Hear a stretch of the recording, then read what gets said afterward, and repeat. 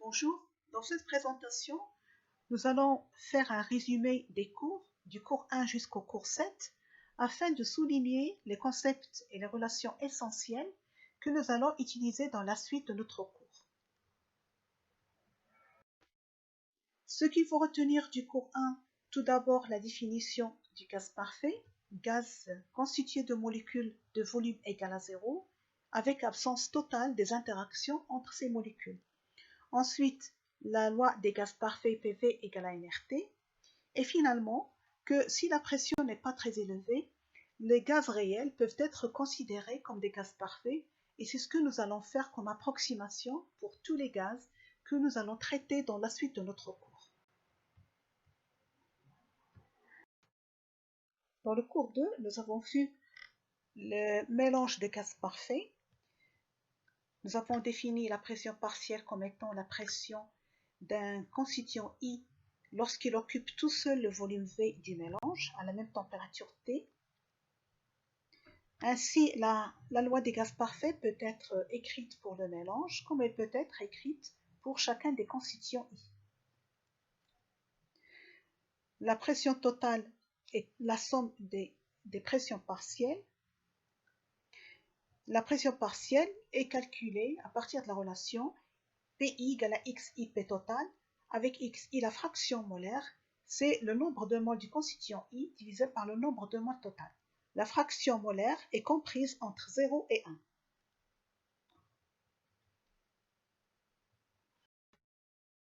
Dans le cours 4, nous avons vu l'énergie interne d'un système, qui représente l'énergie d'agitation thermique des particules, plus les énergies de cohésion entre ces particules.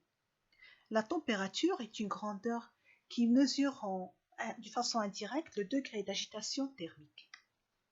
La chaleur correspond à un transfert d'énergie cinétique qui entraîne l'augmentation d'agitation thermique du système. En donnant de la chaleur à un système, il peut subir une augmentation de température, c'est la chaleur sensible, ou bien subir un changement d'état, c'est la chaleur latente. Nous avons vu dans le chapitre 5 le premier principe de la thermodynamique qui dit que la variation de l'énergie interne d'un système est égale à la somme des travaux et des quantités de chaleur échangées au cours de la transformation. Si le système est isolé, l'énergie interne est constante, c'est-à-dire delta U est égal à 0.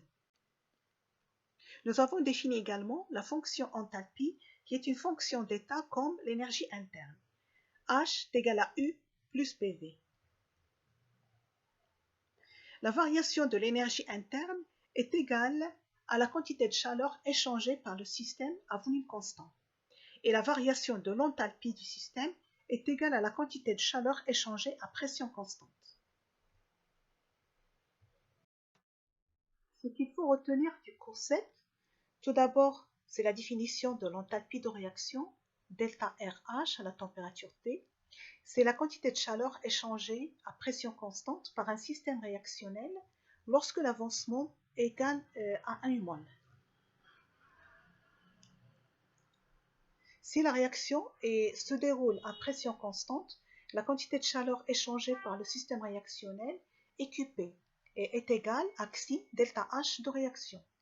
Si la réaction se déroule à volume constant, la quantité de chaleur échangée par le système réactionnel est QV et elle est égale à xi delta U de réaction. Pour un système réactionnel, QP égale à QV plus delta NG fois RT, avec delta NG la variation du nombre de moles gazeuses dans le système au cours de la réaction. Pour une réaction, delta H est égal à delta U plus delta nu fois RT, avec delta nu est la somme des coefficients stoichiométriques des produits gazeux moins la somme des coefficients stoichiométriques des réactifs gazeux.